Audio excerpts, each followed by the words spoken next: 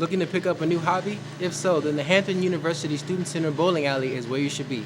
Students can take both an intermediate and advanced class to sharpen their skills. Not many students, however, know how to take advantage of the lanes in their spare time, and we sought to find out more. Whether you play with or without bumpers, bowling can be a fun game for people of all ages. For Assistant Director of Night Operations, Samantha Kiesler, February will make it a year since she started working in Hampton Student Activities Office, and it's been quite a roller coaster ride. I would describe my experience with the bowling alley as frustrating. It's apparent that people hadn't been taking care of it the way it should have been taken care of. So my goal for this past semester has been getting it up to the standards that it needs to be for the students to utilize it. Unlike most public alleys, bowling on the student center lanes comes at a more affordable price.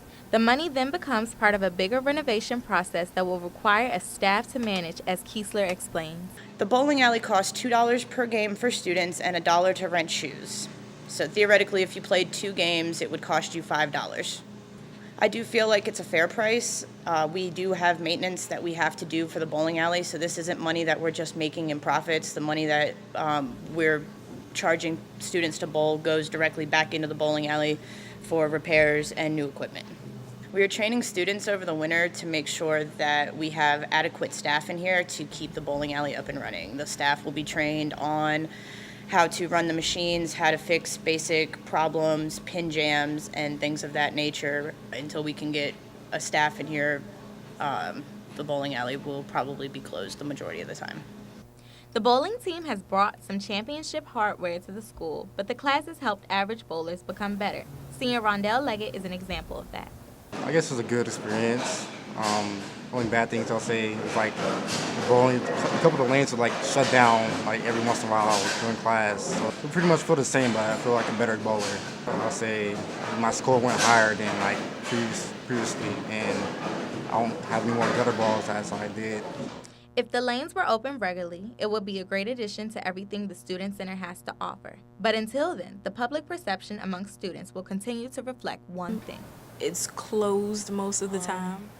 It's always closed. Or when I would pass by it, oftentimes it'll seem closed and, the lights will be I off. feel like you can only come to the bowling alley if you're in a class or on the team.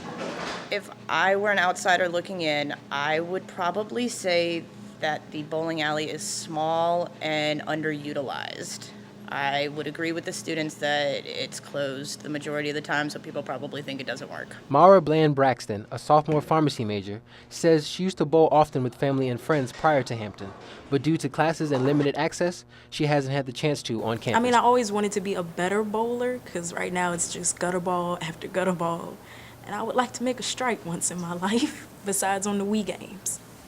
Romeo Garcia III and Kendrette Smith also have unique thoughts on the alley and its on-campus presence. Upon the first initial shock, of course, Hampton has this thing of selling the dream to you, and one of the little things that was involved in the dream was that we had access to a bowling alley. I was like, oh wow, well maybe I can practice my bowling and get things flowing the way I want them to.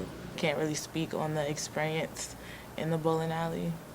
It's nice to have one though, for those who like to go bowling and for those who like to go bowling for fun, because it's a good social activity. It is fun. My vision for the bowling alley's future would be to be open from 12 to 8 Monday through Friday and 12 to 9 on Saturdays, and have people come in here and use it properly.